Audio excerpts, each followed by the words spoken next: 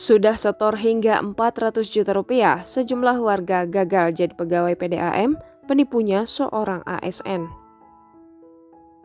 Kasus penipuan masih terus terjadi, modusnya pun kini beragam. Hal itu kembali terjadi di Boyolali.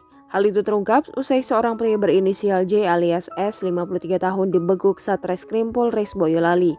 J dibekuk karena telah menipu mentah-mentah dengan iming-iming bisa mengupayakan korbannya menjadi karyawan perusahaan umum daerah air minum Tirta Ampera Boyolali. Kasat Reskrim Polres Boyolali AKP Eko Marudin melalui KBO Reskrim Polres Boyolali Ibtu Wikan Srika Diono mengungkapkan kejadian berawal saat pertemuan korban dengan pelaku setahun yang lalu. Kemudian pelaku menjanjikan korban menjadi karyawan PDAM sesuai waktu yang ditentukan.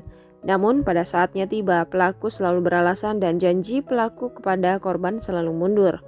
Kemudian Satreskrim Polres Boyolali melakukan penyelidikan yang kemudian berhasil mengetahui keberadaan pelaku pada Sabtu 3 Juli 2021. Setelah dilakukan penyelidikan, terungkap jika identitas pelaku bukan S, melainkan J.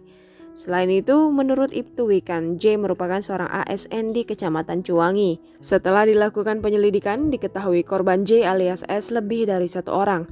Namun hingga saat ini ada 2 korban yang melapor, sehingga kemungkinan bisa terus bertambah. Informasi yang dihimpun tribunsolo.com dari kepolisian diperkirakan pelaku mendapat keuntungan lebih dari 400 juta rupiah dari 6 orang korban. Hasil penipuan yang dilakukan J alias S digunakan untuk kepentingan pribadi. Kini, pelaku telah ditahan di Mapolres Boyolali atas perbuatannya. J dijerat pasal 378 KUHP tentang penipuan.